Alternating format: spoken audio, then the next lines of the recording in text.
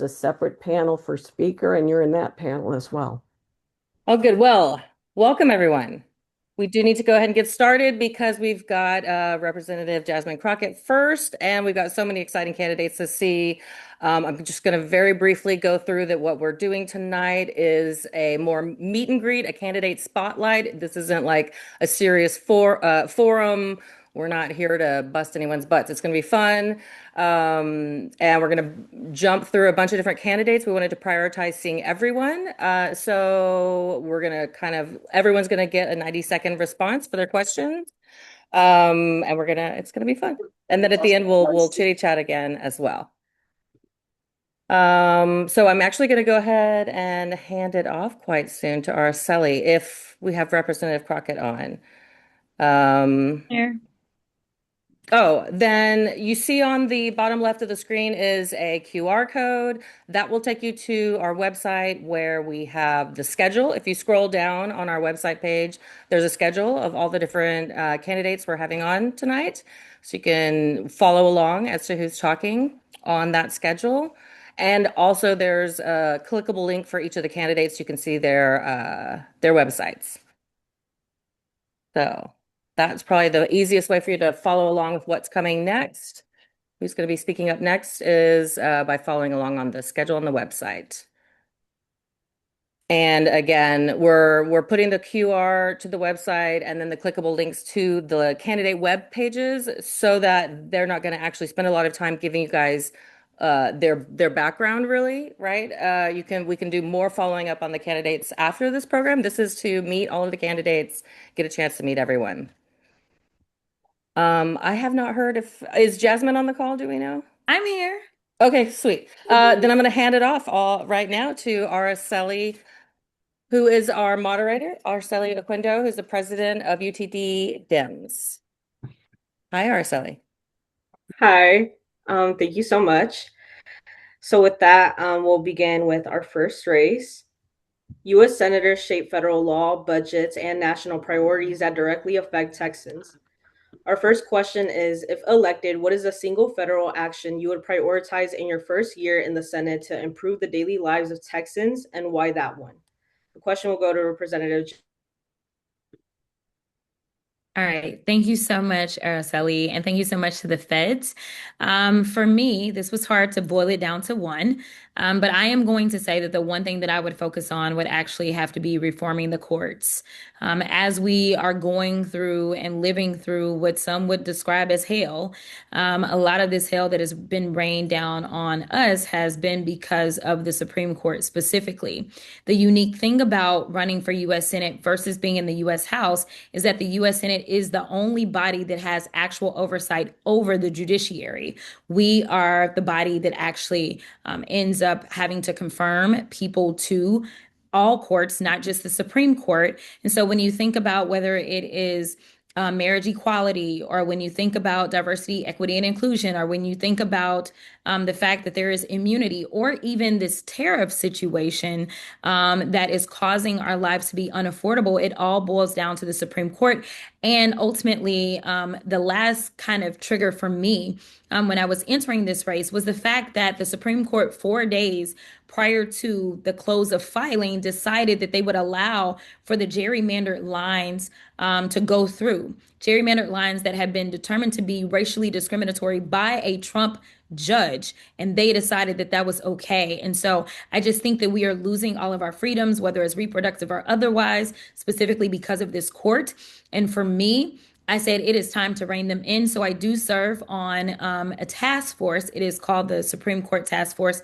And that task force, we have evaluated how the Supreme Court has been functioning. We have 3 bills that we've done. One is to expand the court. One is to institute term limits. And the other one is to actually have some form of ethics that apply to the Supreme Court. Thank you. Another question that we had was, if someone were to play you in a movie, who would it be, dead or alive? Oh, this is a good one. You know what? Someone texted me the other day and was like, tell Megan Good to get ready to play you. So Megan Good and I are actually really good friends. And we're the exact same age, but she's a lot smaller than me. and a little bit cuter. But why not improve upon yourself in a movie? So I would say Megan. Okay, thank you. We'll now move to the race for governor. The governor sets the direction of the state and has enormous power over budgets, agencies, and the emergency decisions. The question is, what is the most urgent problem facing Texas that only the governor can meaningfully fix, and how would you use the powers of the office to address it? This question will go to Representative Gina Hinojosa. Thank you. I am Gina Hinojosa, and I am running to be the next governor of Texas. I appreciate being here with the feds. I hear y'all are the ones that get shit done, and so I'm honored to be here. I would have to say that it is Greg Abbott's corruption tax that we are all paying, and let me explain what I mean by that. So, more and more, what I see in the Texas House is that our money is being used to line the pockets of the billionaires who donate to Greg Abbott's campaign. And as a result of this corruption, not only does it impact whether or not we can afford basic necessities, because we're all paying the Greg Abbott corruption tax, like with property taxes rising, we pay more, we get less for it. There are countless examples of that. But it also means that what Greg Abbott does is he distracts us from his corruption with cruelty, with culture wars, and with Christian nationalism. And I can give an example. I sit on the Public Education Committee. There was this terrible $1 billion bill that everybody hated. It was a curriculum bill to control the way teachers teach. And even MAGA moms hated it. So what did they do? They sprinkled within it Christian nationalism to distract us from the corrupt contract that Abbott's friends were getting. That is what is driving policy at the Texas legislature. It is corruption, not just me saying it. There was a report, bombshell report, that found that Greg Abbott's given almost $1 billion in no bid contracts to his donors. That's your money and mine. And that ends when I am governor. That is solely the problem right now of, not is solely the problem, but you know that saying, the fish rots from the head down. Greg Abbott is the fish, it's rotten. And so we need change. Thank you. Thank you. We'll now hear from Bobby Cole. Hello, everyone. My name is Bobby Cole, and I'm running for governor of Texas. I am not a career politician, but I come from the working backbone of this state. I'm a cattleman and a retired lieutenant firefighter. I believe the most urgent problem the state faces right now is leadership. And to be more specific, that is the lack of leadership displayed by Greg Abbott and his years of undermining the foundations that are needed to build a life in this state. And two of the most important foundations are our foundation of public education, which he has intentionally underfunded to create failure, cheating our kids of opportunities and futures. The other foundation that he keeps chipping away at is our health care by closing one hospital after another. And what that does is cost our communities jobs and lives. Listen, a governor who displays true leadership and understands what's really important can bring people together to solve the real problems and focus on those problems that stand in the way of everyday ordinary people getting ahead. He can also use the power of that office to bring meaningful change that will put the needs of ordinary people before the profits of the greedy, bringing us all a brighter future. My name is Bobby Cole, and I'm running for governor. I humbly ask you for your vote on March 3rd, 2026. In the meantime, you can go to coleforgovernor.com to help, support, and donate. Thank you very much for this opportunity, and good night. Thank you you, so Bobby. much. We'll now move on to Lieutenant Governor. The Lieutenant Governor controls the Texas Senate agenda and legislative flow. The first question is, what is the first major change you would make to how the Texas Senate operates, and how would that change affect everyday Texans? This question will go to Representative Vicki Goodwin.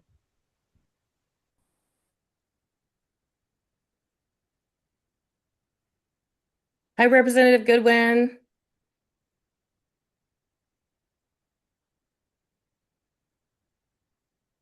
She might be on mute.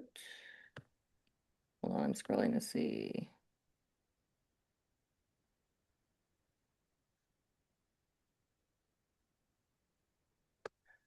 But also, we've gotten a little ahead of ourselves on the schedule, so we have more room to chitty chat if people want to. Representative Goodwin, checking to see if you're there yet. We could pop forward. Let me think. If we're going to do that, we should skip that block. So the next block is Attorney General. I'm not sure if everyone's here for that one. Or Joey, if we have candidates, previous speakers that are still on and Yeah, and we absolutely. wanted to give them. Is Representative Crockett still on? I wasn't certain if she was. I know we have Representative Hinojosa still on, right? I think And we Crockett had could, to be somewhere else. if Rep. Hinojosa is on, Araceli, we could go to one of our fun alternative questions.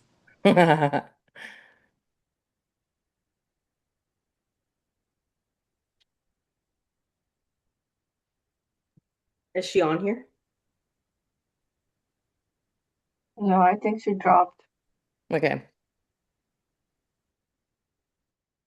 Yeah, and we are going to reopen the chat at the end of the meeting. So at the end, we can talk to the candidates still on the call with us. Let's see. Do we have Representative Vicki Goodwin with us? We are a few minutes early, so funny when you think that the meeting's going to go too long, and then it doesn't. So now we have time to fill. That's fun. Hope everyone's having a good night. Hope you did not watch the news today because you would not be having a good night. Right? That's how we feel, right? The news is hell.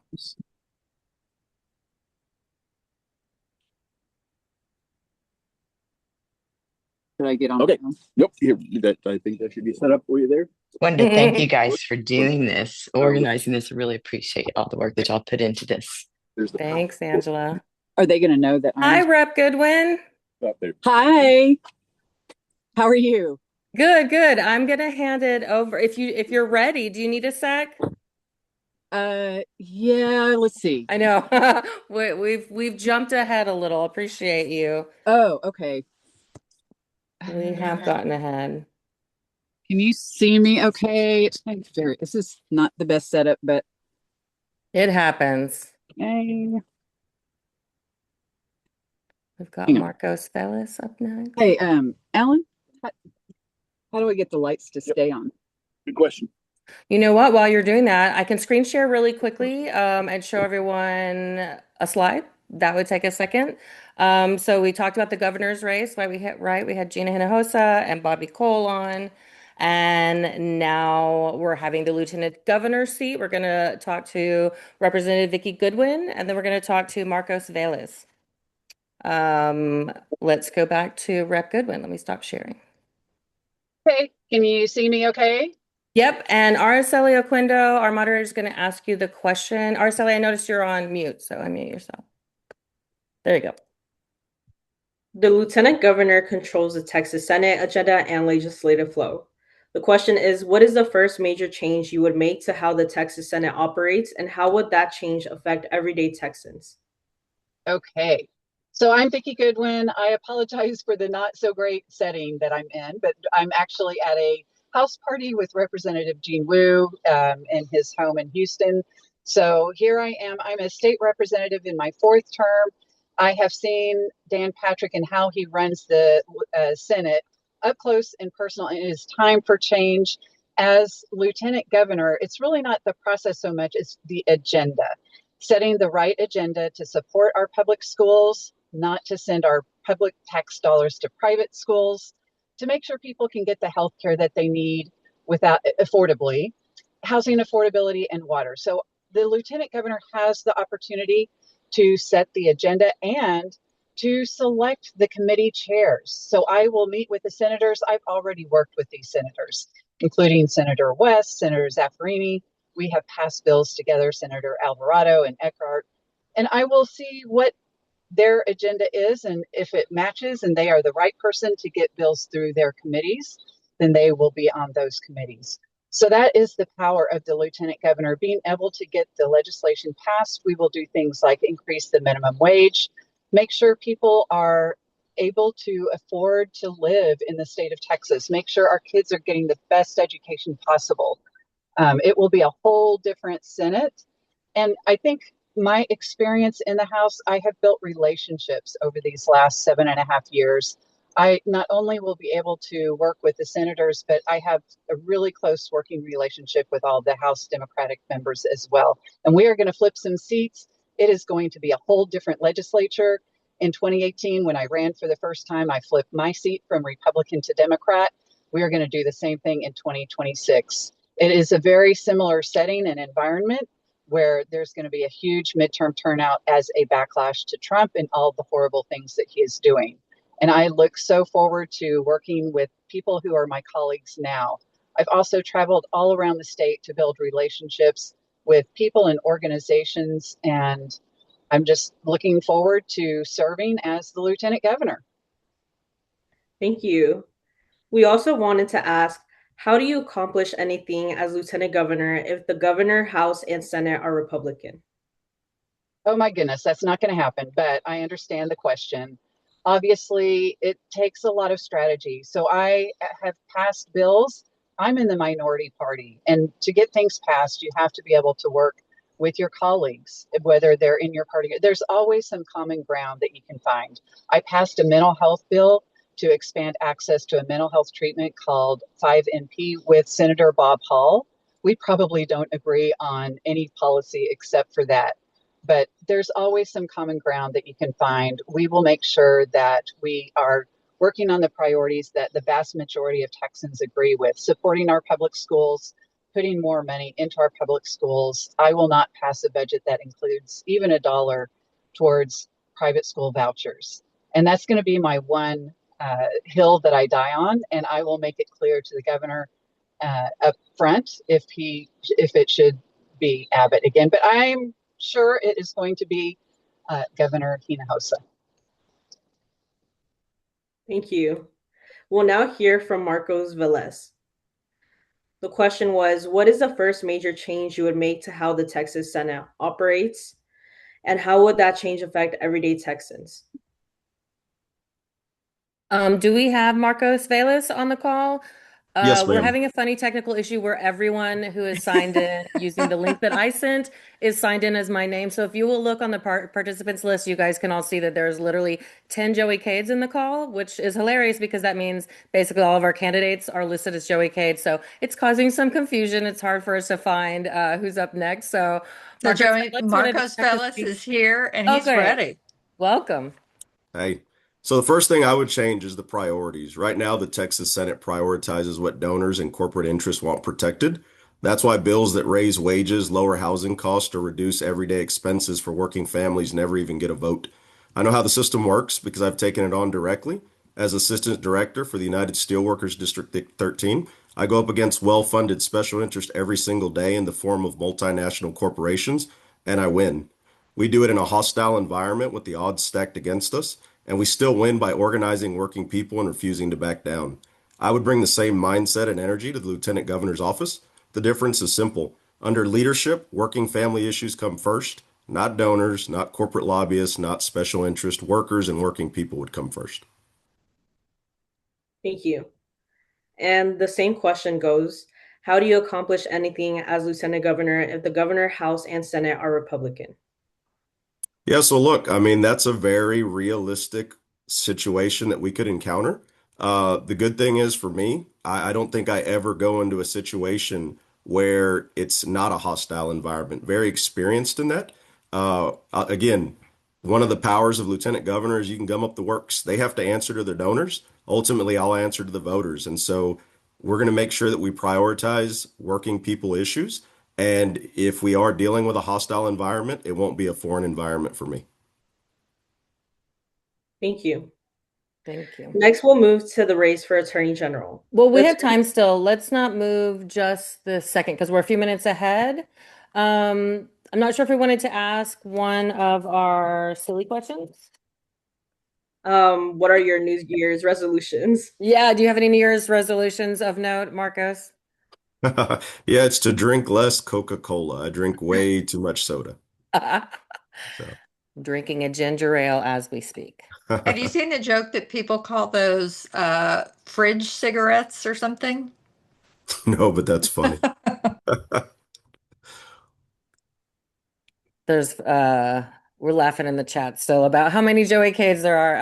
Everyone's saying we are Joey Cade, which I don't know if you've been following the whole thing about the new We Are Spartacus, with everyone saying I am Greenland because yeah. Anyway, we're trying still Greenland now, right? We've always got something funny going on. Let's see, who do we have next? Actually, I'm gonna screen share really quickly, you guys, and look at the program for just a sec. We can look at, so we again spoke to Rep. Vicky Goodwin, and that was Marcos Velas. Thank you so much, Marcos. And next up, we have the Attorney General block. But before you do that, Joey, Yep. just do you want to go back to that previous slide? And I Yep. know everybody knows this, but a reminder about what's on the QR code and how they use it. Yeah, so we have like we're not showing the slides constantly because we do want you guys to see everyone's faces while they're speaking, but these QRs we have take you to the candidates' websites. But also, even if you're not seeing the slides, you can go to the Fed's website, which let me open up here on the top right. There's a program schedule QR. That's just going to take you to our website to the page where this event is listed. If you go to the page where you would have initially clicked to register and you just scroll down, our schedule is there. And on the schedule, you can click the links to all the different candidates there as well. So that info is there for you on our website to check out our candidates in further detail beyond this quick intro to everyone. I'm going to stop sharing now, and we will go next with Senator Nathan Johnson. Very good. Hello. Hello. Welcome. Hi. The question, well, first, the Attorney General is Texas' top legal officer with broad discretion over lawsuits and enforcement. The question is, how would you use the Attorney General's office to protect Texans, and what is one way you would do things differently from how the office has been used in the recent years? Well, there's a lot of ways the Attorney General's office can protect Texans, and the key word in that question was discretion. The Attorney General's office can fundamentally protect us from the kind of bad stuff that's happening in the legislature, bad stuff that's happening at the governor's office level, bad stuff that's happening from Washington. But first, let's set the frame. Y'all know who Stephen Miller is. He's the ideological nut job who's in Trump's cabinet. He said on CNN a few days ago, and I'll pull this quote up. He said, because this is what we're up against. There it is.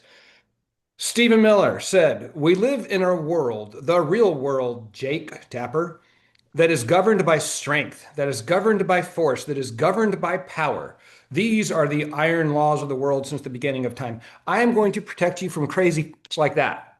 Because those aren't the iron laws of the world. We all read Once and Future King. We all read King Arthur in high school. We have a round table because might does not make right. We need to uphold the rule of law. The Texas Attorney General is the rule of law constitutionally.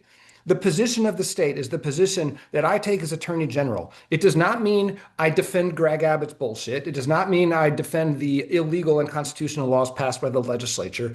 I take the position, and what I say is the state. And when they do something that tramples on your constitutional rights, that tramples on your statutory rights, your human rights, your civil rights, your political rights, the position I take is the one that protects you. I also work with district attorneys because right now the Attorney General interferes with district attorneys who keep us physically safe.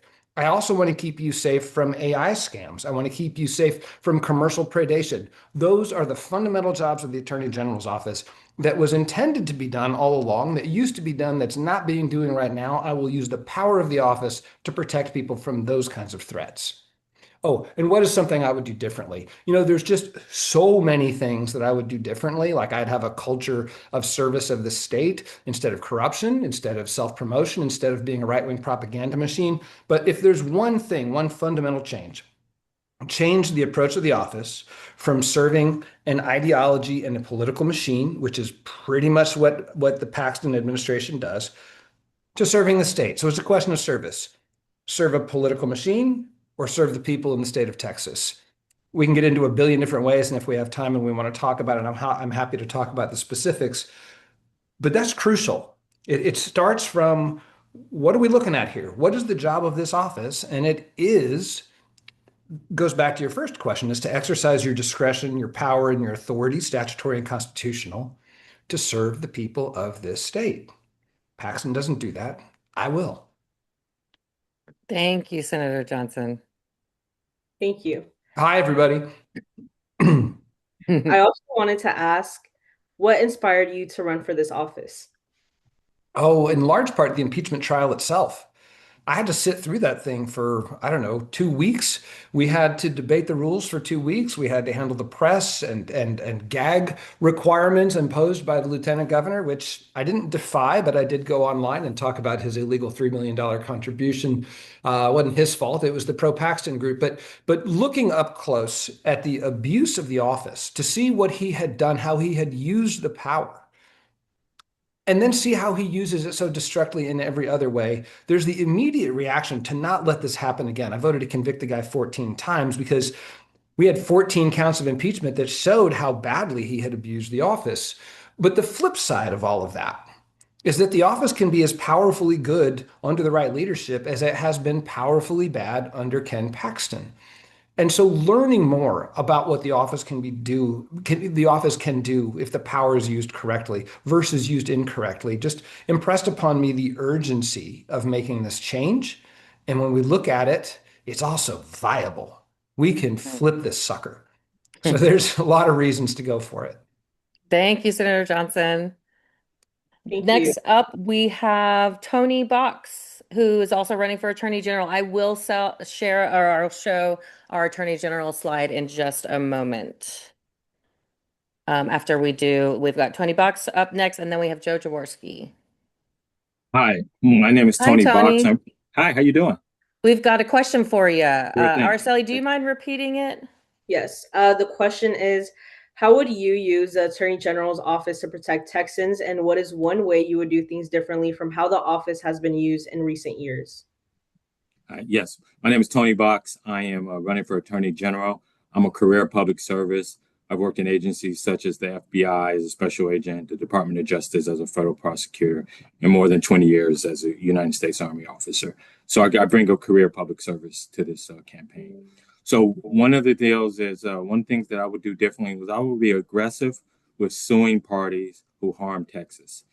The current Attorney General has been aggressive with suing parties, but not the right parties. He's been suing parties who align with his political interests. And in my situation, it will be foremost the protection of the citizens. And so I would sue people, whether that's individuals, companies, or the federal government. In particular, when I mention the federal government, I want to talk about the many billions of dollars that have been taken from the state of Texas that the Attorney General has not fought to recover, and I would do that. And equally important is that I will be very, very thoughtful with wielding the power of the Attorney General and not pursue people on political means, and only when they deserve to be pursued and enforcement action needs to be taken, whether that's First Amendment rights or voting rights. In every regard, these have been pursued aggressively to limit the rights. I am for constitutional rights, of course. As Attorney General, that's your job. And so that's what I would be focused on. Thank you. I also wanted to ask, what inspired you to run for this office? So I felt that there was a need for a different kind of candidate. I position myself, and I firmly believe that I am a different type of candidate that brings a different type of background to the job. And so I felt that the Texas voters deserve a different choice. And so I entered the race in order to provide that. Thank you. Also, I was curious, what was the first election that you voted in? Wow. I don't remember. Maybe Jimmy Carter? It's been a long time, but I don't remember the very first one, but it was 18. As soon as I turned 18, I've been voting ever since. And you didn't ask this, but I've been a lifelong Democrat. I've never voted for anybody other than a Democrat.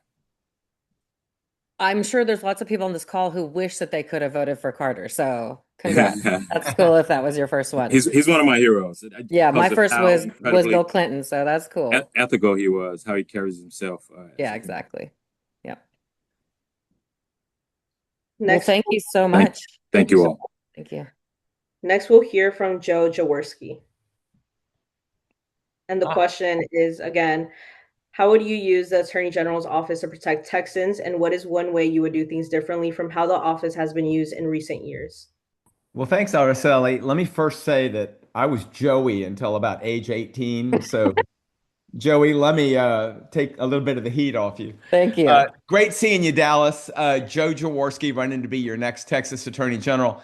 Araceli, let me start with the last part of your question. What would I do different? I mean, you got to hand it to Ken Paxton. He is famous. American lawyers in all 50 states know his name because people often remember really embarrassing public performances.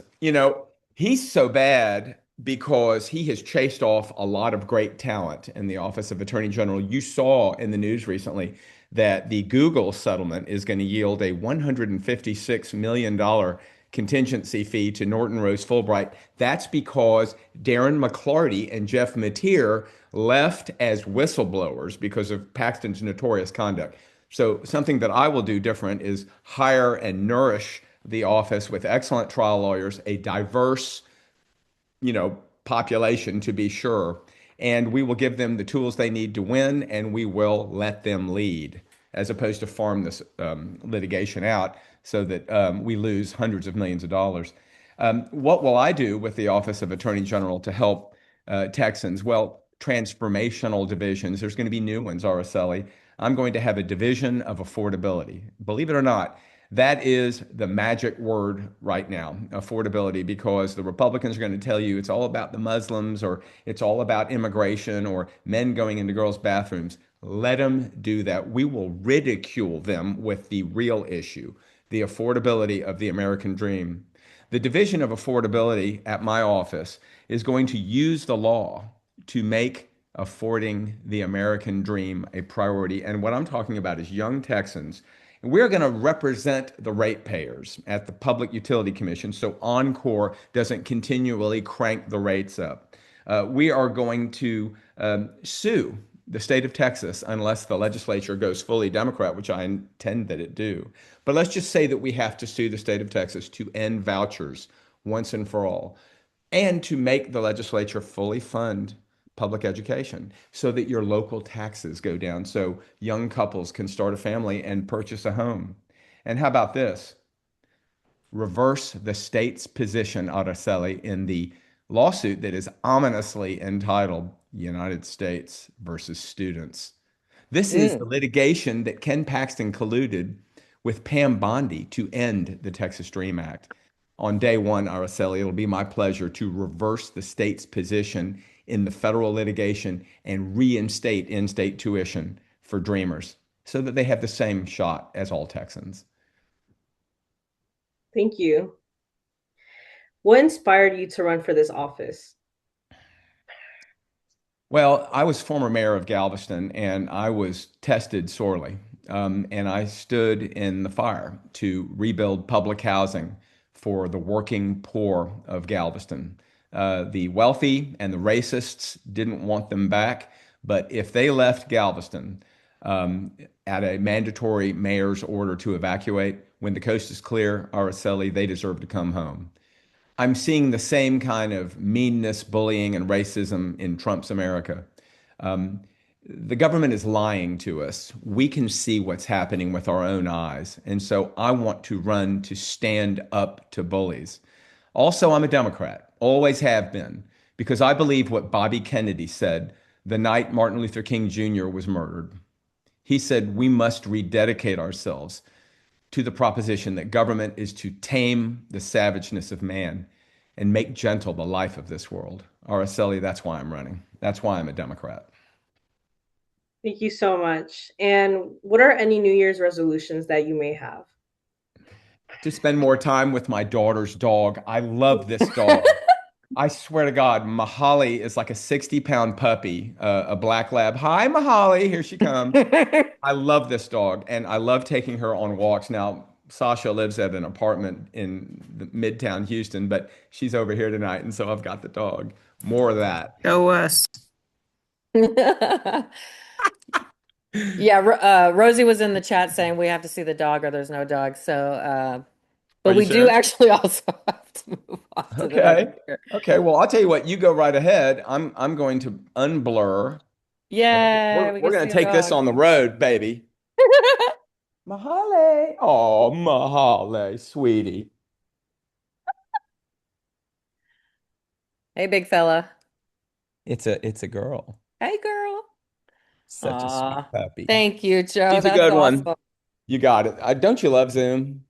Yeah, I do. I like we live our lives on these meetings now, right? I know.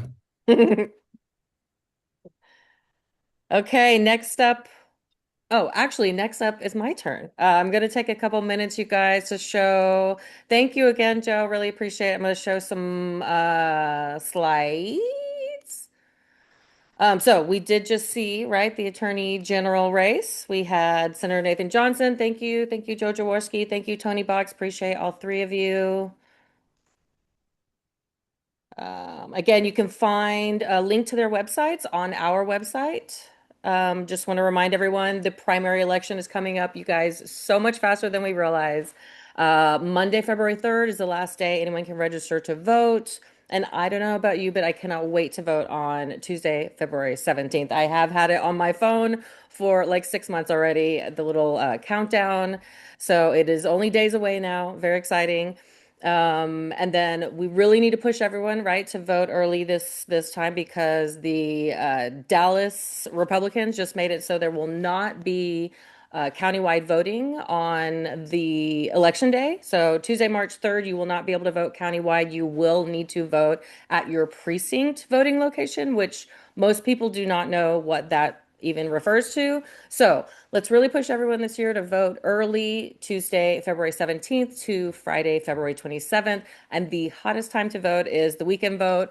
Plan some voting fun with your friends and family. We like to do a little brunch and vote with the feds.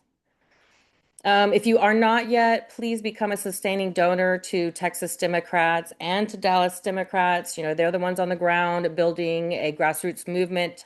Our original Feds member, TDP Chair Kendall Scudder, is fighting hard for Texans across the state. And obviously, Dallas Dems are always doing so much. We have got tons of events coming up with them. They've got a lot of organizer training. If you are not a precinct chair, become one. It's actually really fun.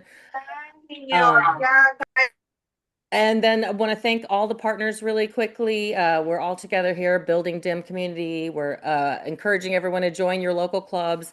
These are just a bunch of them and follow local media. So we've got Progress Texas on with us tonight. We've got Dallas County Young Democrats. We've got Lake Highlands White Rock Democrats. We have us, the Feds. We've got the Park Cities Area Democrats, Women of Dallas United for Action, Richardson Area Dems or RAD. We've got North Texas Dems and Beltline Area Dems and Bishop Arts Area Dems and UTD Dems and Stonewall Democrats of Dallas and my podcast Get Pod Local. So we've got a lot going, a lot of people on the call. Thank you everyone for coming. Next up, we're going to have comptroller race. We'll be having Savant Moore and Representative Sarah Eckhart. I'm going to go ahead and stop sharing now. Do we have Savant Moore on the call? And am I on schedule or too far in advance? Oh no, we're like perfectly on schedule. No, we're a little ahead still. Literally, that never happens. It's kind of impressive that we're ahead of schedule. Michael So Jake is on as well. He's the third comptroller candidate. I don't know if y'all have him on the yes, we got him on here as well. We didn't have him on the schedule, but we have time now. So Michael, we will get to you. So we'll do. You're right. We'll do Representative Eckhart. We'll do Savant Moore, and then we do have Michael Lang on the call. So we'll have all three of you in this block. Senator Eckhart. Since you're already on, do you mind going first, Representative Eckhart? Not at all. Not at all. That'd be great. So We don't need to follow the order. So I'm gonna head it off to Araceli again. Hi. The comptroller oversees state finances and revenue forecasting. The question is, what is one way Texas' current budget or tax structure fails everyday Texans, and what would you do differently as comptroller? Thanks, Araceli. So I'm Sarah Eckhart. I'm a sitting state senator. I'm running for comptroller because we need a watchdog over the tax dollars and not just a lapdog for the rich and powerful. As you all know, the comptroller doesn't set the budget. The legislature sets the budget, but the comptroller is the keeper of the books. And those books tell a story of who benefits most, least, or not at all from the investment of your hard-earned tax dollars. But over the last several years, under the direction of a one-party Republican leadership, the comptroller has been silent on the story those books tell, silent on the economic impact of underfunded public schools, silent on the personal cost and the public cost of an increasingly uninsured population, and also silent, most ominously, perhaps not most ominously, but expectedly, silent on the transfer of public dollars, your public dollars, into private hands of the politically connected through vouchers and through no bid contracts. So I am battle tested. I was a prosecutor, county commissioner, county judge. I'm now a state senator. I'm no stranger to standing up to powerful interests, and I'm ready to open the books and tell you honestly where your money is going. Thank you. Do you have any New Year's resolutions for this year? Yeah. My New Year's resolution is to put all my talents on the table for better state government that actually responds to your needs, that's effective, efficient, fair, and minimally intrusive. Because right now we're not getting that from state government. Thank you. We'll now hear from Savant Moore.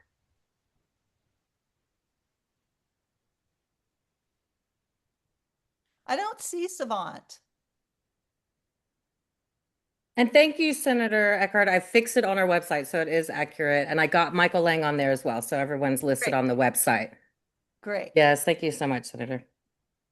Maybe we could go with Michael and hope. Yeah, we'll go with Michael now. We'll now hear from Michael Lange. Okay. I hope I'm saying that right. Yeah, Michael Lang, you got it. Well, thank you. Well, good evening, Feds, and all the people in Dallas. Wow, it's a tremendous group of people here. Michael Lang, running for Texas Comptroller. Immediately, what I would do is think about how your tax money is being used. Right now, $1 billion of your money is being used on school vouchers, which they've named Texas Freedom Accounts. But what you may not know is up to $50 million of expenses could also accrue from that. And that has been passed to an organization that's based in Pennsylvania. And I would say, hang on a second. You've earned this money. It's your hard-earned money. Why don't we create jobs and manage this thing from Texas? Because we certainly can do that. So I would reverse that right away and make sure that counts. The second thing is affordability. Let's look at the taxes you pay. I can't believe that across the state of Texas, think about all the personal things you pay for your driver's license, ID card, etc. Isn't there a way we can find to lower those costs? And if we become more efficient and effective, then we can do that. Transparency. How would you like to know how that $1 billion is being spent? The $20 billion of your money that's going to be spent on water infrastructure. Would you like to know how that's going to be spent?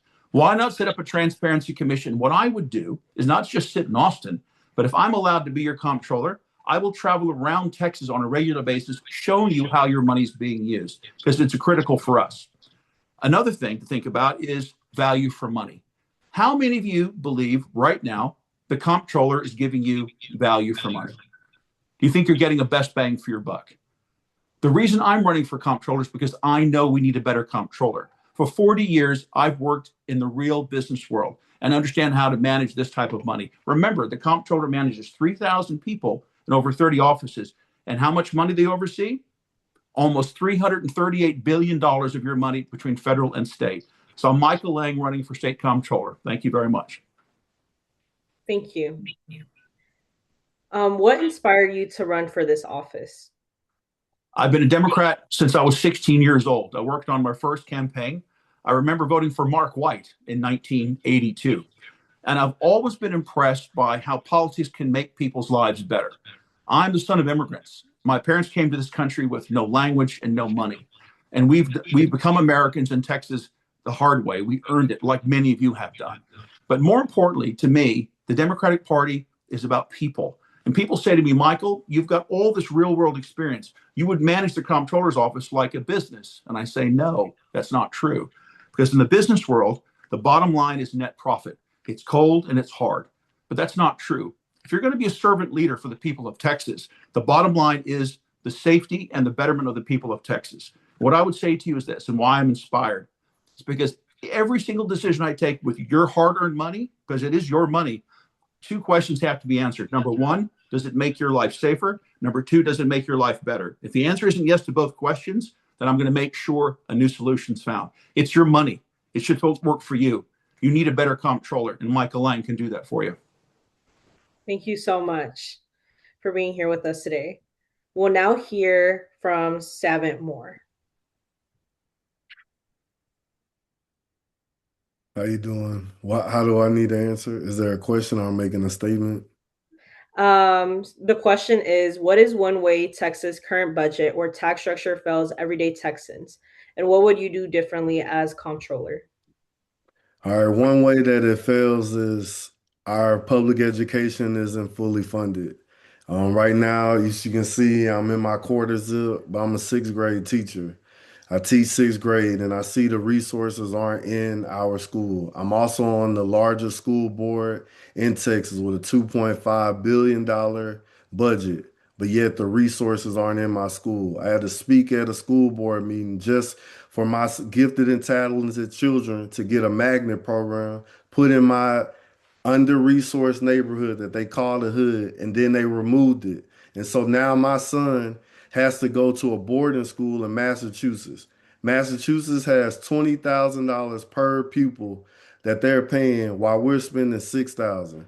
And so that's what I want to do with the budget. I want to prove that we can fully fund public education because every day I'm in the classroom, it's affecting my own children and it's affecting 5 million children in Texas. Thank you. Being a teacher, I'm sure that's inspired you. That's been a big part of what's inspired you to run for this office, right? Can you expand a little more on that? Well, there's a lot that's inspired me to run for this office. Like I'm that constituent that goes to City Hall at 2 o'clock in the afternoon. I go to Austin and I sign up at 9 in the morning and don't leave till 6 p.m. because they don't let us speak. A few months ago, 2 kids got hit in my school district and I had to get 2 school beacon signs, but the city didn't have money to put white crosswalks down. So I go across the state and I just see that we don't have the funds to fix so many issues. West Texas, there's boiling water notices. Only need a few $1 million to fix those issues. But we got a $328 billion budget. We're the 8th largest economy in the world, $2.7 trillion. But the money is not going to the everyday constituent. I'm very active in politics because I want to make a real change, not only in my neighborhood, but throughout this state. And as a teacher, I'm in a room with haves and have-nots, those that don't even speak English, and we do not have the resources. Teachers aren't getting paid what they're supposed to. And the kids do not have the resources, but yet those corporations want us to be vendor first instead of student and public employees first. So that's why I'm running. I'm so passionate about our constituents having genuine politicians, not people that just want status quo and want a title, but want to go to Austin and actually make a change for better. Thank you so much. Do you have any New Year's resolutions for this year?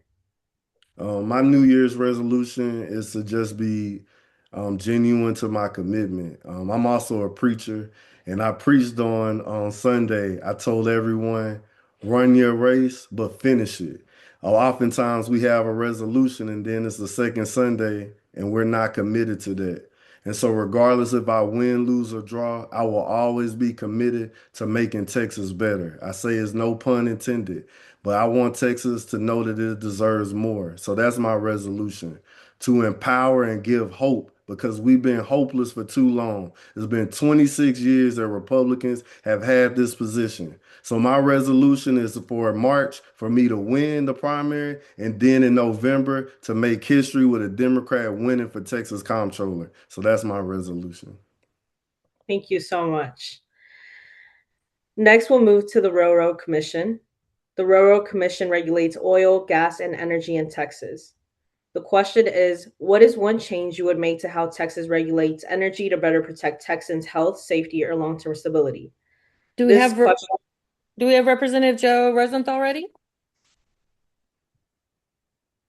He's the I just texted, please stand by.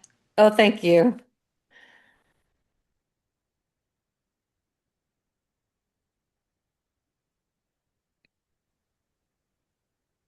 Is he here?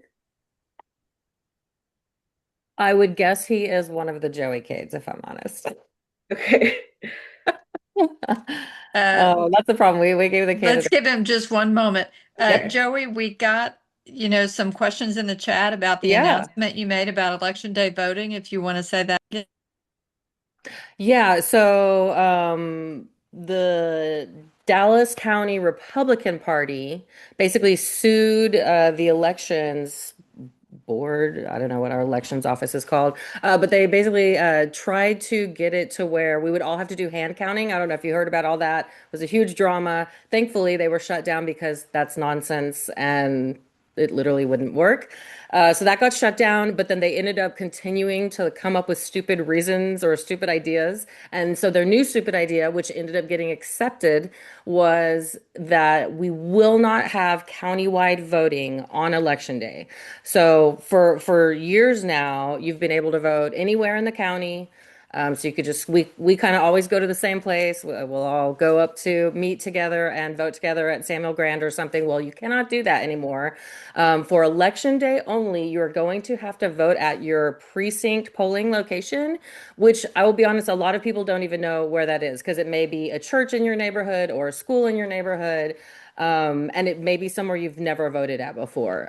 So we just expect that exactly like someone said in there, it's going to disenfranchise thousands of voters because they're going to assume that they can vote on election day. People like to vote on election day, lots of people, but there will not be countywide election day voting. So please early vote. That is the point that we are trying to make. Vote early. Your voting chances are best between February 17th, Tuesday, February 17th, and Friday, February 27th.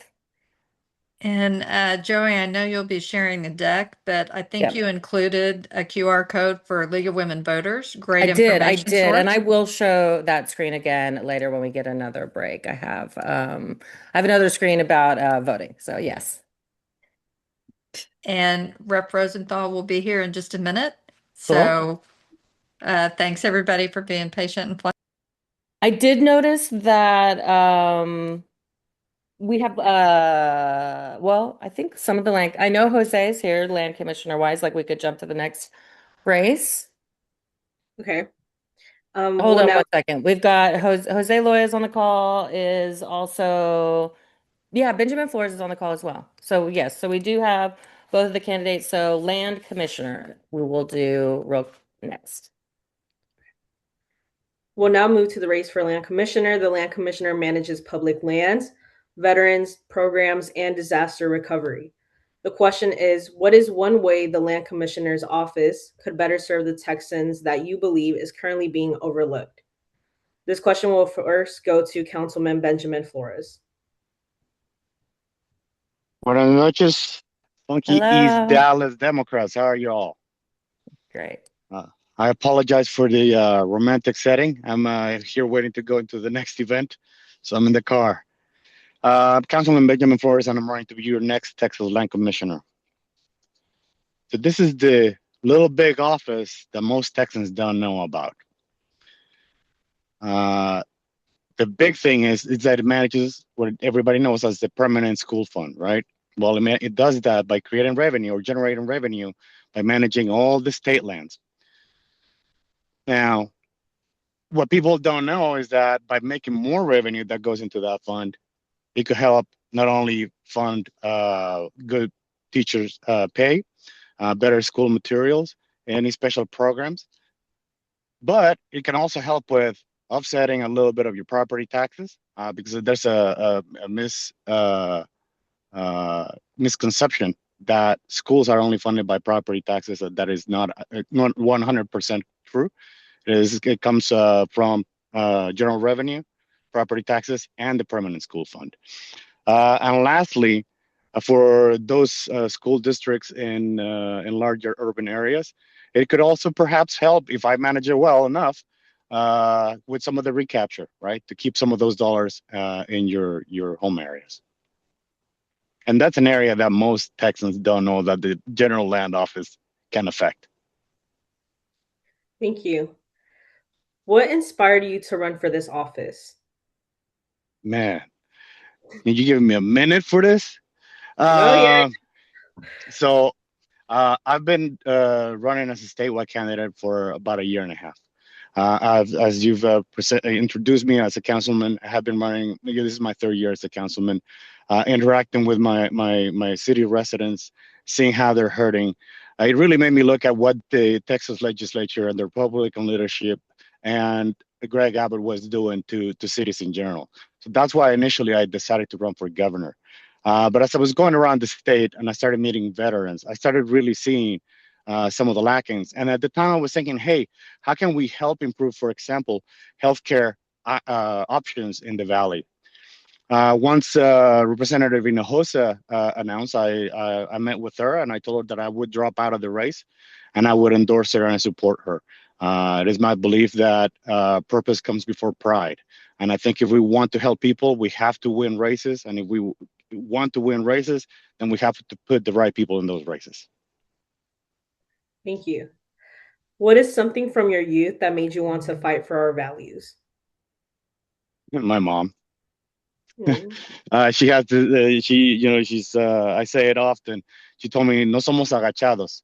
And basically, we're not submissive, all right? We stand up for what's right. And, it's very similar to Gina's, right? No te dejes. And, that's the inspiration. She was a single mom, raised two boys. And I have to live up to that, right? And she's my inspiration, and now it's on my family, and so on and so forth. Thank you. Thank you so much for being here. We'll now hear from Jose Loyo. Hello, everyone. Okay, go. I was going to repeat the question. Go ahead, repeat it so everybody can know. The question is, what is one way the Land Commissioner's office could better serve Texans that you believe is currently being overlooked? So this office could better serve Texans by making its programs truly accessible and understandable. This office manages public land, school funding, disaster recovery, and the Veterans Land Board. I am a combat veteran, 2 times in Iraq. Most people don't know that these resources exist or how to resource them. The Veterans Land Board helps veterans buy homes, and many veterans have not used it, not because they don't want to, but because they don't know it exists. I didn't know anything about this program until a friend told me about it. That's not how you should learn about these programs. It's the responsibility of the office to make sure that that these programs are out there for the people and that they know. The same clarity lacks in disaster recovery where communities are often left without clear answers. Transparency shouldn't just mean information exists somewhere online. It should be accessible to the people and made available so they could understand. Making this office visible, proactive, and accountable would allow it to truly serve Texans like it's supposed to be. Thank you. And I'll go ahead and ask the same question. What's something from your youth that made you want to fight for our values, or something that inspired you to run for this office? The same thing that inspired me to join the military. My family brought me here when I was in 5th grade. Slept in abandoned apartments. I've worked since I was in 5th grade. I joined the United States Marine Corps because I believe in keeping the values of this country. Even though I wasn't a citizen, I became a citizen in Iraq. Same reason I'm running now is to continue to serve this country and make sure that it's the same country with the same availability for my kids and everybody else's kids. Thank you so much. Before I move on, is John Rosenthal here, Representative John?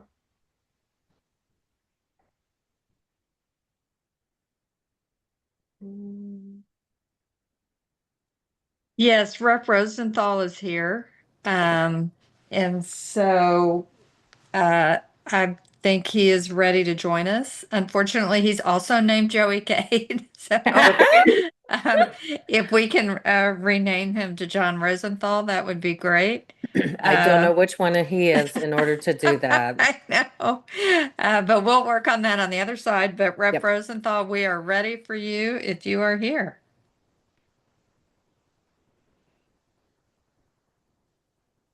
And just to chime in, Rep. Rosenthal is running for Railroad Commissioner. So thank you to Jose Loya and Councilmember Benjamin Flores, who spoke to us about Land Commission. Now we've got Representative John Rosenthal running for Railroad Commission. And he's working on it. He says he's having a little bit of technical difficulty, but hey, we're doing great because I think that's the first time that's happened tonight. Yep. It says he's good now. We're ready. Yeah, I'm here. Hi. Well, hi. Thank you all so much for having me. Thank you. Araceli has a question for you.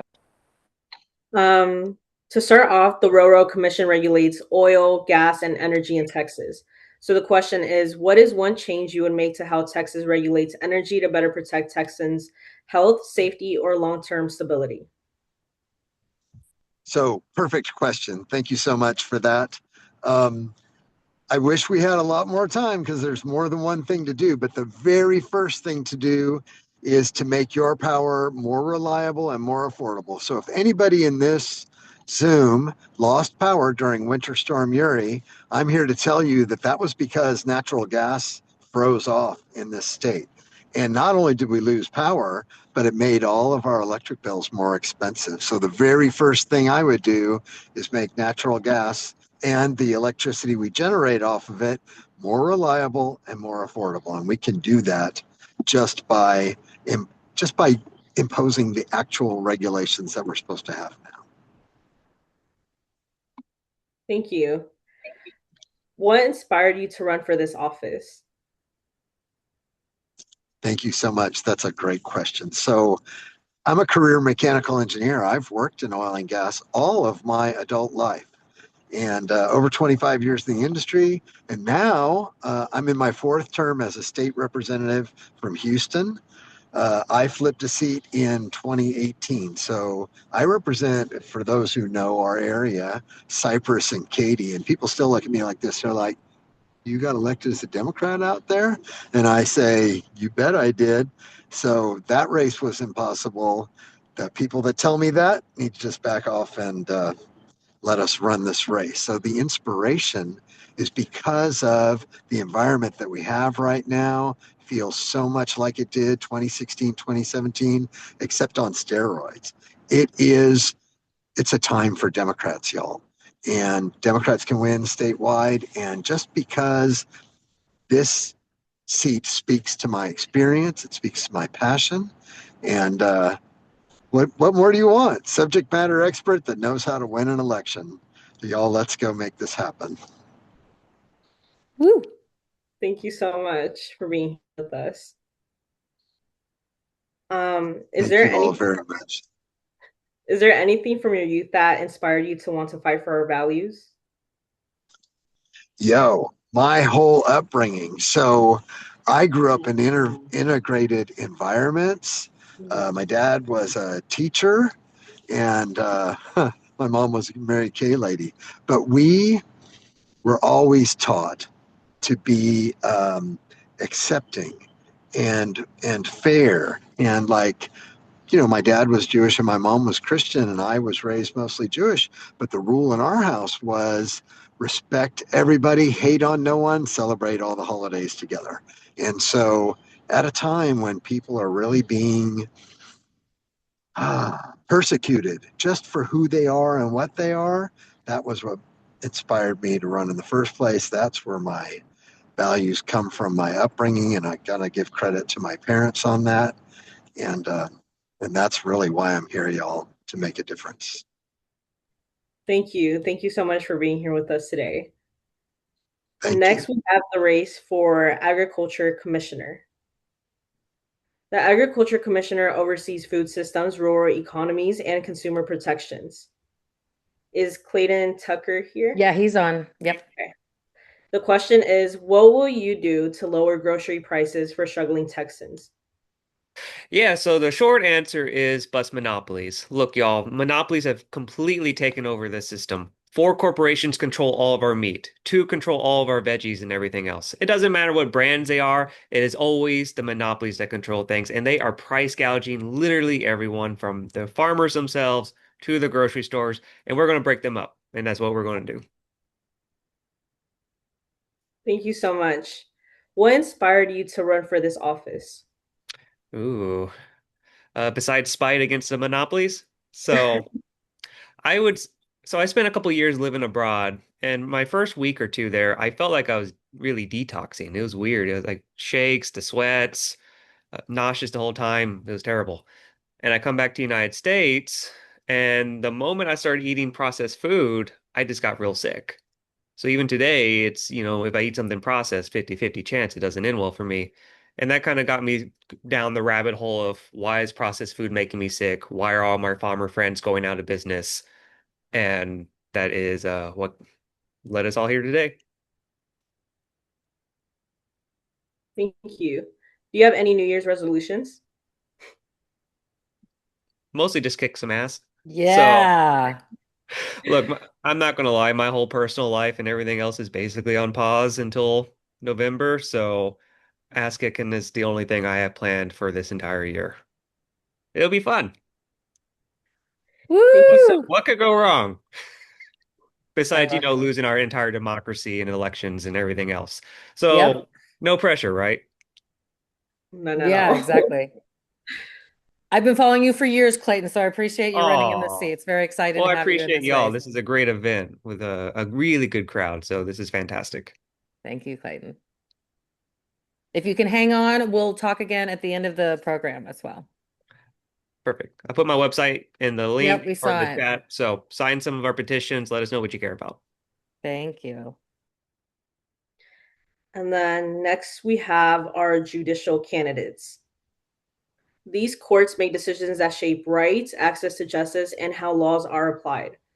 The question is, what guiding principle will shape how you approach decisions from the bench, and how does that principle affect real people who come before the court? This question will go first to Chief Justice Corey Carlisle. Sorry, let me chime in really quickly, Corey. I'm sorry. I did want to call out that we have two candidates on tonight running for the Chief Justice seat on the Supreme Court. We have Corey Carlisle and Maggie Ellis, who is a late entry, so I apologize. She wasn't on the original schedule. Welcome, Maggie. Glad to have you on the call. And then we're going to have Supreme Court Place 7, Gordon Goodman, and then the Criminal Court of Appeals, Place 9, Holly Taylor. So yes, we're going to start with the candidate for Chief Justice, Corey Carlisle. Thank you. I think the most important principle that will keep our court in Texas from going the way that you see the United States Supreme Court going is to follow the principle of stare decisis. It's basically the idea that we follow precedent in the appellate courts. We've seen it completely destroyed in the United States Supreme by right-leaning political judges. And we're seeing what has happened. Obergefell, the that's still standing, but it's under extreme pressure. Roe's gone for the lawyer nerd. Chevron's gone. This this is our chance in Texas to save the Supreme Court from going the way that the current Chief Justice is going to try to. Thank you so much. What inspired you to run for this office? I was going to give 2 minutes, please. Can I do one?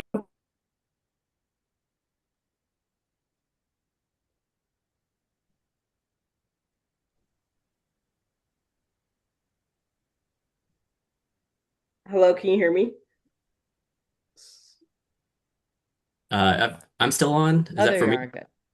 Okay. I didn't hear anything after I stopped talking. Sorry. Okay. I was asking what inspired you to run for this office? Oh, sure. This is the appellate court job is a dream job for me. It's the exact type of work that I love doing, researching, writing, perfecting an opinion, and really just finding the right answer to the sometimes very complex legal question that's been posed. And so in that way, not only is it such subject matter of the work, but also getting to work with really smart people every day, and frankly, the ability to help our state with the most consequential issues that come before it. That's what I want to do. That's why I love the work that the appellate courts in this state do, and why I'm very excited to be your next Chief Justice. Thank you so much. Mhm. We'll now hear from Gordon Goodman.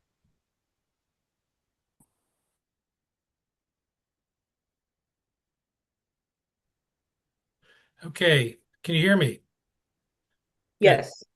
My name is Gordon Goodman. I'm running for Justice, Place 7 on the Texas Supreme Court.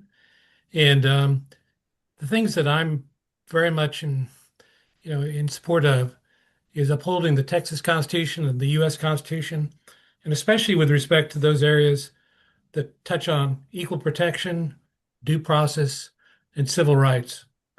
If you go to my website, which is goodmanforjustice.com, you'll see that I've written a lot of dissenting opinions that have subsequently been adopted by higher courts, and several of them deal with some of the most important constitutional questions that the state of Texas has considered over the last few years.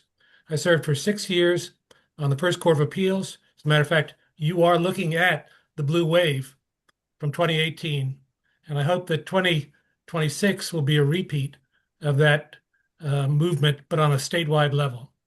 Anyway, if you read my opinions, you'll find out a little bit about the things that I'm motivated by, but I'm a common law justice as opposed to an originalist. These may be technical terms for a lot of the folks on the call, but they're very important in bringing the common law approach back to the Texas Supreme Court, I think is part of why I'm running. The other reason is simply because I became increasingly angry during 2025. I stepped down from the First Court of Appeals at the end of 2024, and watching what's happening in this country during 2025 just made me irate. And I'm looking forward to bringing order back to the state of Texas and to this country. And I think the only place we can really make that change effective at this point in time is through the third branch of government, which is in Texas, the judicial department. Any case, I live here in Houston, Texas, and I look forward to answering any of your questions. Thank you. I wanted to ask the same question for what inspired you to run for office? I think I first was inspired by the civil rights movement in the 1960s. If you look at my website, you'll see that there's a quotation from the Book of Amos, but actually I'm quoting Martin Luther King, which is let justice roll down like waters and righteousness like an ever-flowing stream. Watching the civil rights movement, and for the young people on the call, the change that was brought to this country because of the Voting Rights Act and the Civil Rights Act of 1964 is profound.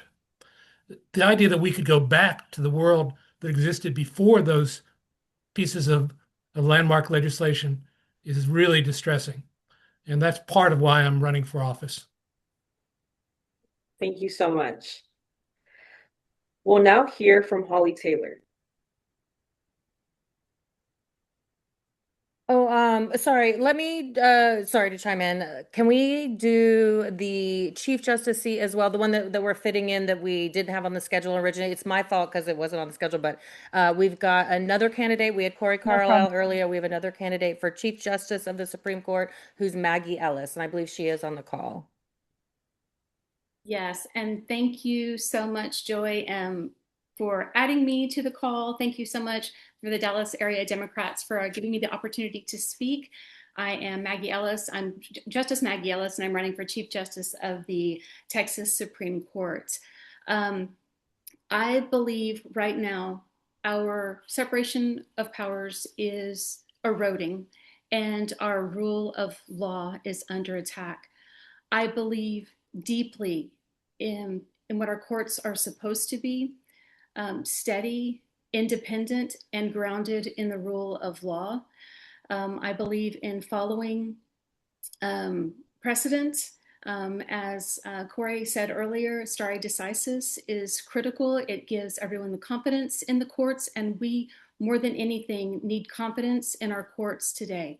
Our judges who are bravely standing up against attacks on the judiciary are themselves being the subject of dangerous attacks.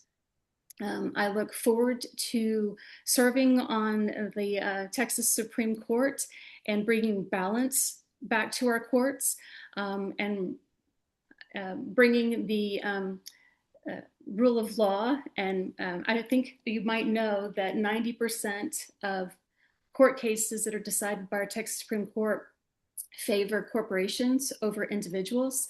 And so I look forward to bringing balance back to the courts and then also confidence and independence back to our court. Thank you. I wanted to ask the same question for what inspired you to run for this office? Yes, I am. Amazing music. What inspired me to run was October 24th of this year, the Texas Supreme Court issued orders that said it is not a violation of the canons of judicial ethics for a judge to refuse to perform a marriage based on a deeply held religious belief. It was supposed to sound really good, but it is an attack on the LGBT community, my community. It extends to other marginalized communities. A judge can perform, and remember, the authority to perform these civil ceremonies is given to these judges by statute.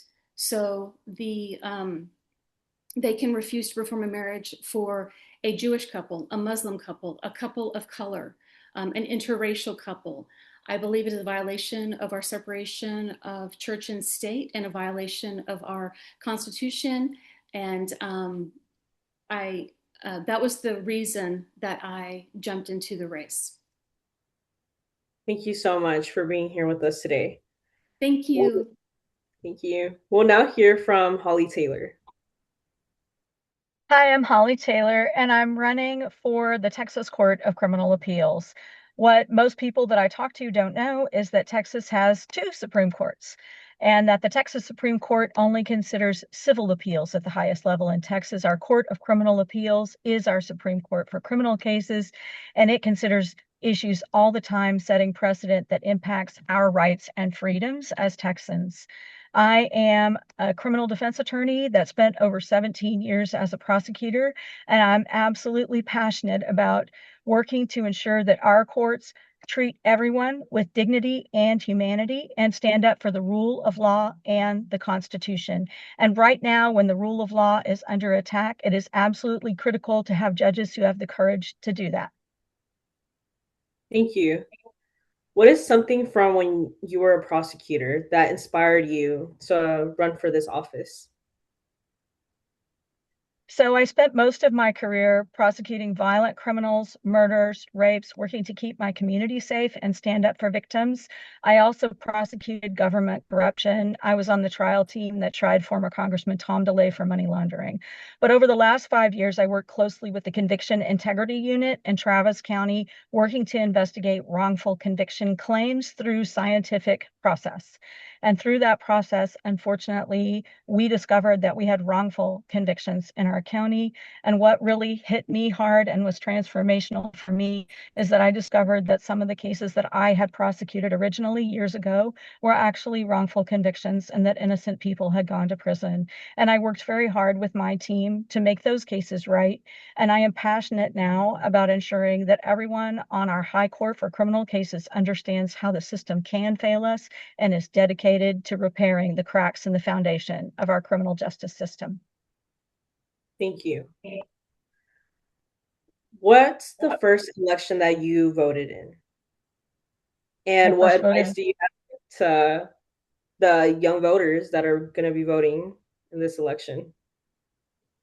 So I was so excited to vote when I was 18 years old, and it was extremely thrilling for me. And it concerns me now that sometimes when I talk to people in the community, I've actually talked to a person who was 60 years old and had never voted. It is absolute. I'm passionate about giving people the message that they have the power to make the change they want to see in the world. And that power is at least in part in their right to vote and encouraging them to exercise that right to vote. I've worked very hard to connect with young voters, and I'm continuing to do so. I'm campaigning across all 254 counties in the state, and I'm focusing on talking to young voters and voters on college campuses in that process. Thank you so much. Thank you for being here with us today. I'm happy to be here. Thank you for having me. Thank you, Holly. I believe we'll now return to the race for U.S. Senate. U.S. senators again shape federal law, budgets, and national priorities that directly affect Texans. The question is, if elected, what is a single federal action you would prioritize in your first year in the Senate to improve the daily lives of Texans, and why that one? This Do we have question Representative Tallarico on the call? Yes, I'm here. Cool. Thank you. Sorry. This question will go to Representative James Tallarico. Well, thank you all for having me. I appreciate you making time. I'm James Tallarico, current state representative, Presbyterian seminarian, and former middle school teacher. The question is what I would prioritize in the U.S. Senate. All the work that I've done in the legislature, lowering the cost of housing, the cost of childcare, the cost of prescription drugs, we're not going to make progress on any of those issues until we prioritize political reform. I know this sounds like a wonky inside baseball answer, but we have got to have comprehensive political reform if we're going to make progress on all the other issues we care about. So that means getting big money out of our politics, banning super PACs and corporate PACs, banning lawmakers from trading stocks and enriching themselves while they're in office.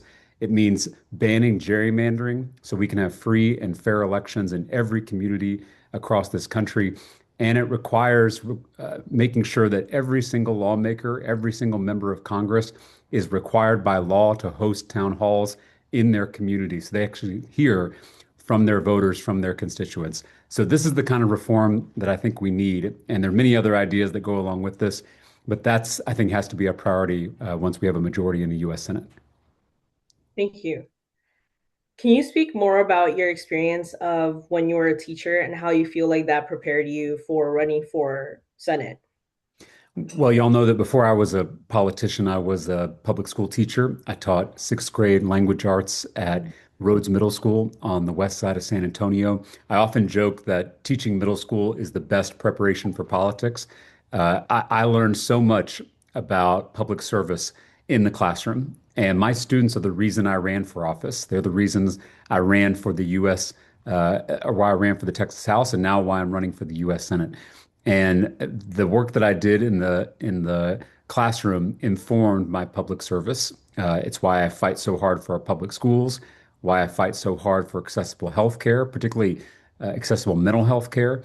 And it's why I fight so hard to reform this broken criminal justice system, because all of those inequitable systems hurt my students and students just like them all over this state. So they're my reason why I do all this crazy work, and I hope to be able to serve them when I'm the next U.S. Senator from Texas. Thank you. And what would you say radicalized you? It could be something from your youth that made you want to fight for our values. I would have to say it was the gut-wrenching poverty that I experienced on the west side of San Antonio. I met students, 11 and 12-year-olds, in the 21st century, in the wealthiest country in the world, who couldn't read and who couldn't write. And that radicalized me. I decided right then and there that I had to do something about this deep injustice in our own state, in our own backyard. It's why I left the classroom to work in the nonprofit space, and then why I left the nonprofit space to run for the state legislature, because that's where these systems were crafted. And now it's why I'm stepping up to run for the US Senate, because the extremism and the corruption that we've seen here in Texas has now gone national. And the attacks on public education are now national attacks that we've seen from the current administration. I want to take my experience fighting for public education here in Texas to our nation's capital, where it's needed now more than ever. Thank you.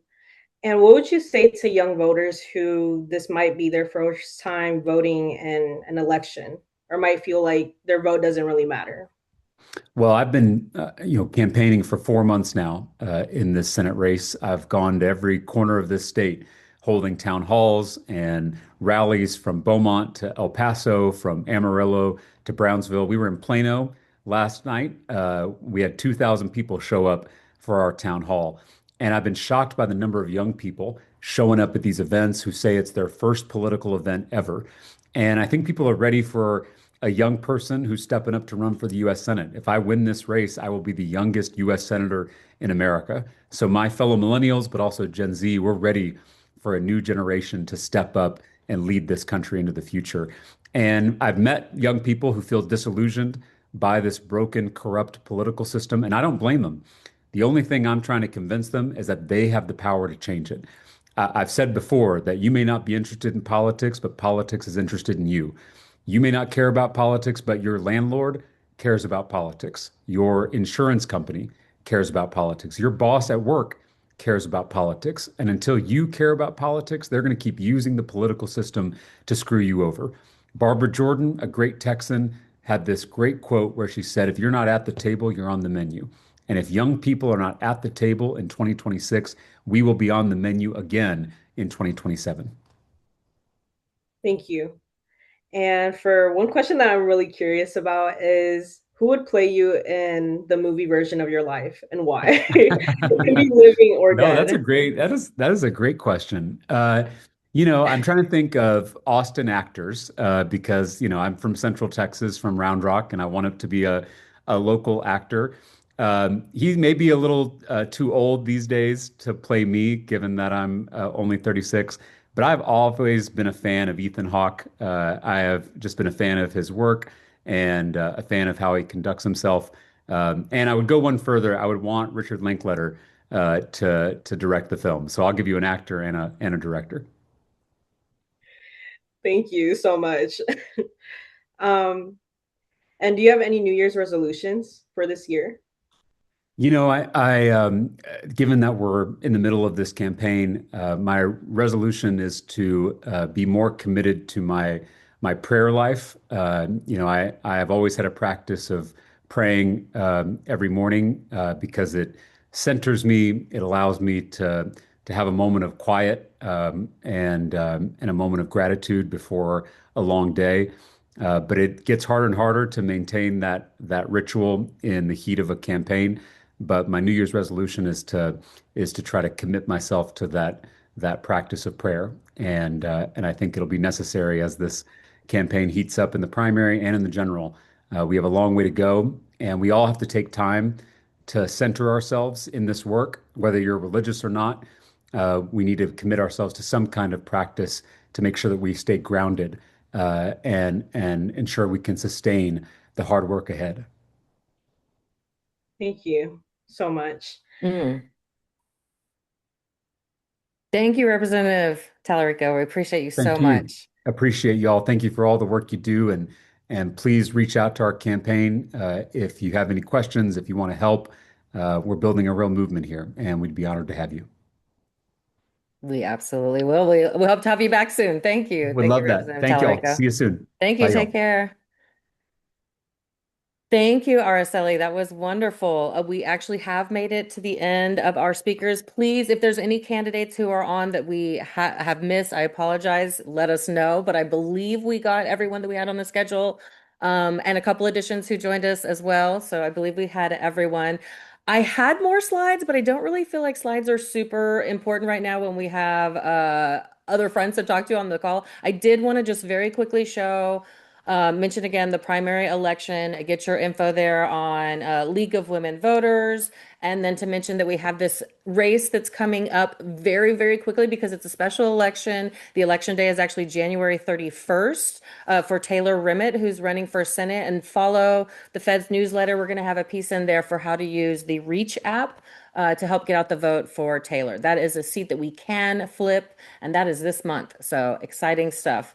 And then again, the election starts on, we'll start voting. Oh, that's his election. Sorry. We will start voting on Tuesday, February 17th.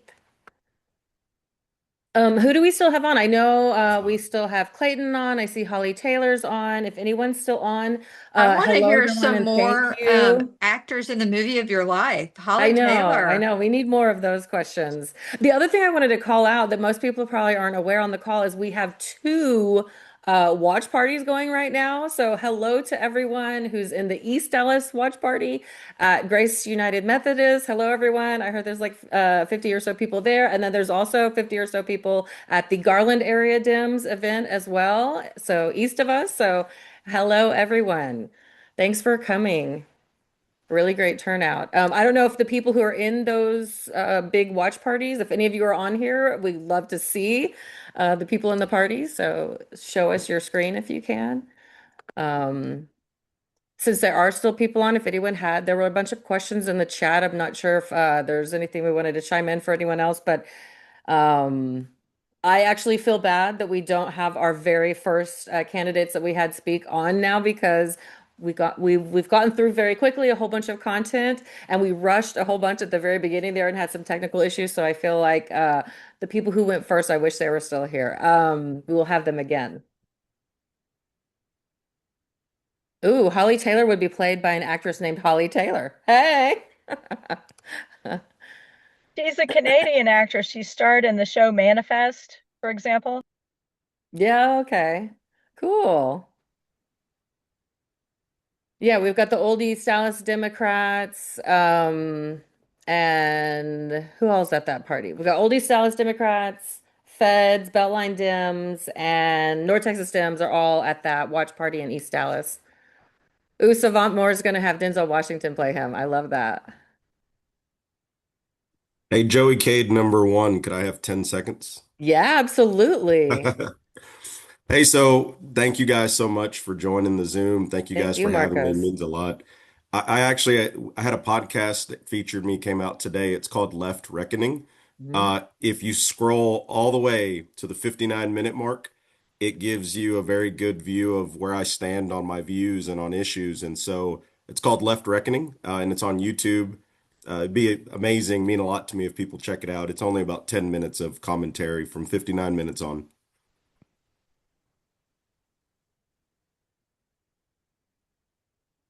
Thank you, Marcus. I just put that in the chat.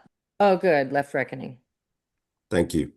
There's a picture of Marco Rubio on the little icon. Don't let that drive you away. Okay. Senator Eckhart said that she'll have Jamie Lee Curtis play her. I love that. I love that. I love Jamie Lee Curtis. Oh my goodness. Oh, Jose Loya, Jason Momoa. I actually can totally see that. Beautiful. And I also love shameless self-promotion by candidates. Thank you, Marco. So if you have Everyone can go back and look at it again. Um, and then, like I said, if you didn't feel like you were featured enough, get in touch. We'd love to have you back for sure. We actually have 4 events before February with the Fed. So it's a busy month ahead, you guys. Let's pace ourselves, right? This is a marathon, not a sprint. We've got to make it all the way through February with our Get Out the Vote efforts for the primary, and then we're going to have the election midterms in the fall, you guys. I want everyone to look back at the results from 2018's election. That's the year I feel like we should be comparing because I feel a lot of people talking about, results from 2021, 2022. The year that is most relevant results wise is 2018. And in 2018, we flipped a shit ton of seats in Texas. So there's no reason why we can't flip a shit ton of seats again. So here for it. We're here for it. It's going to be a great year.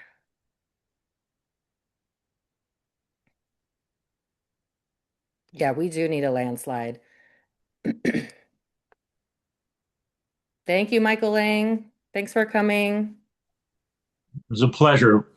What a fantastic group the Feds are, and all the other groups that are joining tonight. So many partners, It's yeah. been wonderful. Might be the best Zoom that could happen in this term. Aw. Oh, thank you. Thank you, Joe. Good to see you. We loved having you. You got it, guys. It was fun. And we got to meet your dog or your daughter's dog. Well, I'm looking into dog merch on the merch store now. Oh, yeah. I mean, it would have to be a collar, I guess. Everyone loves dog merch. Hey, y'all, we had to break from the Garland area Democrats live Zoom. There were probably 50 to 60 people in there, but we had to break early. So it's so amazing. Great. We really had a great time. Appreciated it. You guys did wonderful. Bandana. Thank you, Susie. Thank you, Garland area Dem. So glad. There's another Joey K, you guys. Susie was Joey. Hey. Yeah, and again, we have so many great partners. I see we've got WDUA talking here in this chat. There's so many great partners here on this event. Thank you, everyone. It couldn't have been done without everyone. For those of you who are sitting on the call, if this is boring, you're welcome to bounce. Anyone who wants to hang around, stay and chat. We'll be here for a few more minutes. Hi, Tim. My precinct chair is Tim Sexton is on here. I'm actually the precinct chair now, but he was my precinct chair before I became the precinct chair of 1052. I love seeing Tim. Thank you. Joey, can I just say one more big round of applause to you and Araceli? Yes, thank you, Araceli was a Araceli. great moderator. She kept it moving so well. And I don't know if everybody remembers, but she's the head of the UTD Dems. Love the youth engagement. Thank you again. Can I actually say something? Please. For UTD Dems? For everyone on this call that's still here, we would love if you were to sign up for our newsletter. It's launching next semester. We're going to be talking about local and national political news, campus events, and just ways to get involved and help us out as students. And I'll put the link in the chat for anyone who's interested. We would love to get everyone who wants to, just collect as many emails as possible before the semester starts. So that would be like a big support for us. And yeah, thank you. Next week, you ready for school to start? I'm not ready yet. Not really. I have like a lot of things to do as soon as school starts. So yeah, same. And I teach at UTD, which is how I know Araceli and the UTD Dems.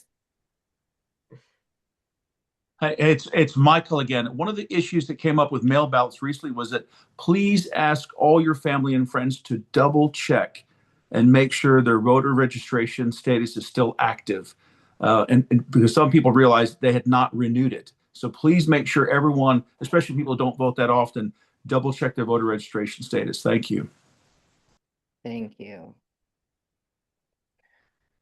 And then I'm going to reiterate because I see another question about it. The video that we are recording tonight will go on our YouTube channel by Thursday. Thursday is when our weekly newsletter goes out. So we'll get it up on the YouTube before then so everyone can check out the video again. And we're actually going to share the video with our partners so everyone can make some little video clips out of it, hopefully, and promote all these great candidates we got to meet tonight.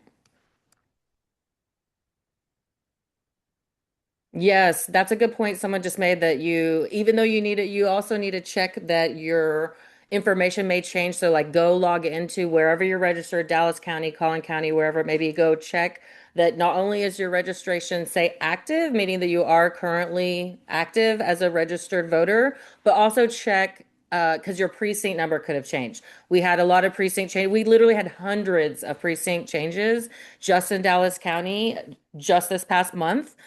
We've got Elisa Strickland on the call, I think, who's was a precinct chair for the precinct next to mine. Well, her precinct literally doesn't exist anymore. So now Elisa is like my number one block captain because they literally did away with her precinct. It's insane. Yeah, there's a map on Dallas County's website for your precincts. But if you log in to check that your voter registration is active, it should say in there what your precinct is. Joey, Catherine had a question about, do you get that in the mail? Catherine, okay to unmute yourself and ask that if you want to.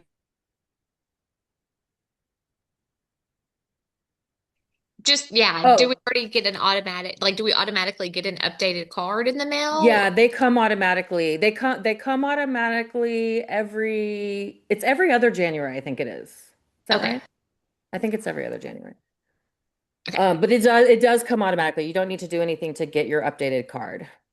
And real quick, other question. Since we just saw that the Texas sent the voter rolls in, is there anything that we should be concerned about or need to quadruple check anything? Yes. I mean, Sorry, didn't it's mean a to screwy open this can of situation. worms. It's a screwy situation because they literally throw out hundreds of thousands of voters every single election. And so everyone just has to keep checking that they're registered, their registration is still active before they go try to vote. The other most important thing to tell everyone you ever meet that's going to go vote is no matter what happens to you at a polling place, you can provisionally vote. You can always ask for a provisional ballot. So if you're standing there and the judge is like, oh, you're not registered, you can't vote, but you believe that you are registered, first of all, be kind and polite because it does matter if they want to help you, because some judges are just going to be dicks about it. And so they're going to be like, nope, you're not registered, get out of here. If you know that you're registered and you want to vote, say, may I please get a provisional ballot and go ahead and vote, and then I will do the work to cure my ballot, which means they would give you a special ballot called a provisional ballot. You would vote and turn that in. And then when you go home, I would call the Dallas County Democratic Party, and they will help you make sure that your vote gets counted, which is called curing your vote.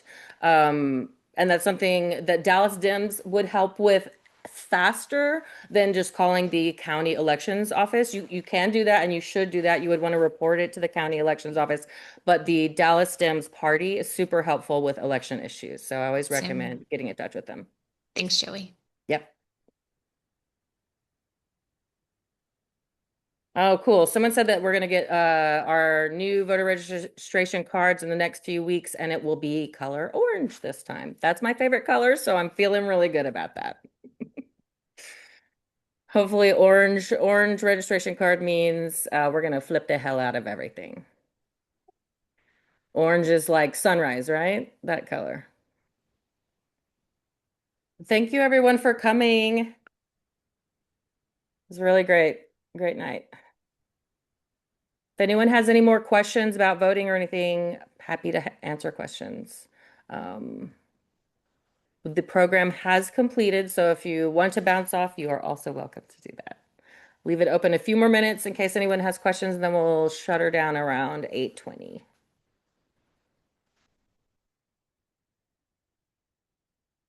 Anyone still here? I love Clayton. I'm like a Clayton Tucker like geek. I'm weird about it. I love him. Yes. Really cool. Love. Clayton He's so Tucker. cool. He's awesome. I followed him for a long time and he's always been so active as a progressive. And it's cool having someone out in West Texas. It's just fantastic. So, oh yeah, there's a MLK Day parade, Susie said, with Garland area Dems. Oh, it's on Saturday. Cool. 9 a.m. meetup, walk for 1.5 miles. Ooh, that's cool. Wait, Susie, send me that so we can put it in the newsletter. I'll forget. Actually, I'm gonna write it down right now. Parade.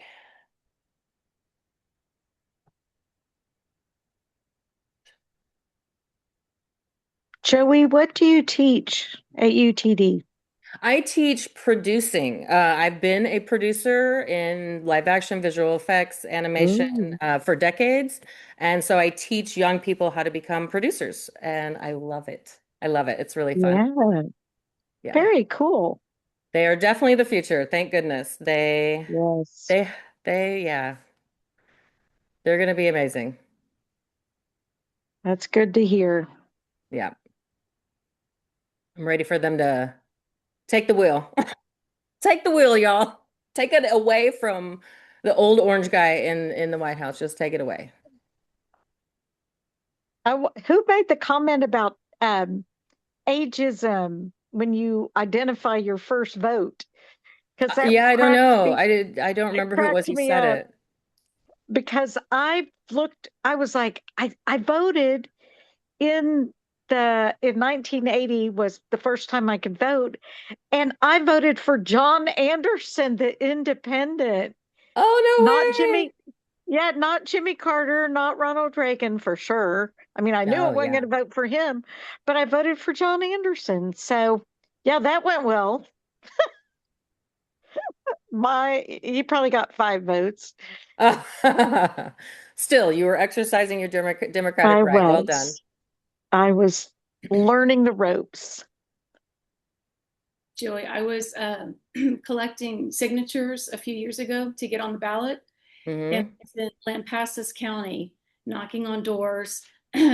And this gentleman opened the door, and I said, I'm a Democrat. I'm running for office. Would you be willing to sign my petition? And he said, what do you think about Clayton Tucker?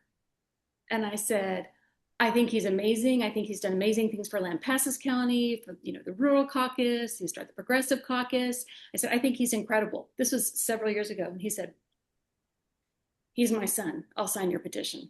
No way. No way. That's really cool. That's really cool. I'm glad it went that way. Small world. Yeah, exactly. Exactly. That's very cool. Savant Moore said that we need to start a podcast, and I have a podcast, so you should check it out. What are your I put it yeah, in the chat. okay. Can I tell the And world's funniest block walking story on behalf of Liz Ginsburg? They Yes. were block walking in the Park Cities and they went to Clayton Kershaw's house. He was the pitcher for the Dodgers and his brother was there. And Liz is like, well, is Clayton here? It's like, well, he's, pitching in the World Series. So not right now. That's awesome. And Liz is like one of the most block walkingest badasses I know. Like, right? We love her because she's fierce. I hope she will uh-huh. Liz, win everything eventually. She's certainly earned it. yes, hardest working, yeah, hardest working candidate ever. Tim, I love seeing you. I hope you're doing well. Savant, what school do you teach at? Yeah. He's still here, right? I think so. Well, he was in the chat. Yeah, I just Teach realized. Maybe at There he is. Mosaic Academy in Southwest Houston. I teach sixth grade English. So every day I'm talking to 10, 11-year-old, 12-year-olds during the day. And then at night, I talk to adults trying to win Texas Comptroller. Ah, Ah, God bless you, okay. man. Very cool. Yes. Sixth And grade, I teach, we had Rosie on, and she teaches. No, I think she teaches high school now. I don't think she's still in. Yeah, no, she's yeah, gone. and I teach middle school and high school Oh, science at whoa. for Dallas County Juvenile Justice. So I'm with mostly the girls who are in drug rehab Mm-hmm. or are otherwise needing to rehabilitate their behavior. Is Mm-hmm. But it's great. I They have so much energy, and I'm trying to make sure they know that there are a lot of people out there that love them and want them to do well in the world. So, Yes. Thank you for doing that. Every weekend, I mentor at the juvenile in Harris County. And I Mm-hmm. also teach a high school class for creative writing. So You'll really Oh, that's appreciate awesome. it. Wow, creative writing, that would be for me like driving a school bus because that would be so hard for me. But my daughter is a writer, and I'm always in awe of writers. It's amazing. It So is. Sam's a writer. She's on the call still. She's a writer too. very cool. Well, appreciate y'all. I'm going Yes, to thank you. literally in my bed. So I'm just gonna Good. go Good. get some tea and Head to bed. Yes, get to I'm bed gonna go early. make a cup of tea myself and go to bed. And Joey, real quick, can you Mhm. talk about the postmark issue again one more time? Well, I can't speak to the postmark issue if I'm honest. I don't understand the postal change still, other than that is expected to delay things. And because, like, you know, how your ballots have to, if you mail your ballot, it has to be there by a certain date. Well, because of the delay, people's ballot may not reach it on time. That's my understanding of that issue. I'm definitely not an expert on that one, though. I think what they're really saying is if it if the ballot is due on March 3rd, Mhm. you and it gets to the mailbox on March 2nd, but not at the election office on March 3rd, they're not going to count it. Exactly. Yeah. That's what that's my interpretation. Yeah, like the mail delay would make it so your vote wouldn't count because it Yeah. didn't reach Yeah, it on yeah, time. yeah. Yeah. Right. You know, That is that some is what bull you pucky, as Rachel Maddow would say. Yeah, bullpucky. Yeah. So I guess really that is what you said. I just kind of dinged out for a second on that. All right, y'all. Good night. Thank you, everyone. Take care. We're going to shut her down now. Have a good night, everyone. Thank you for voting and getting engaged. Appreciate everyone for being here. Good night. Bye. Thanks, Corey. Thanks, Maggie. Thank you. Good Thanks, night. Savant. Surprise to Savant for staying on for the whole thing. Yes. Thank you. And Corey and Maggie. Everyone stayed on. Appreciate you guys. Yep. Thank you, Appreciate guys. you. Good night. Good Thanks. night. Take care. I don't know how to turn it off, though. I say that. We'll just hang out all night. Well, No, gotta eat. there has to be a way to turn it off, right?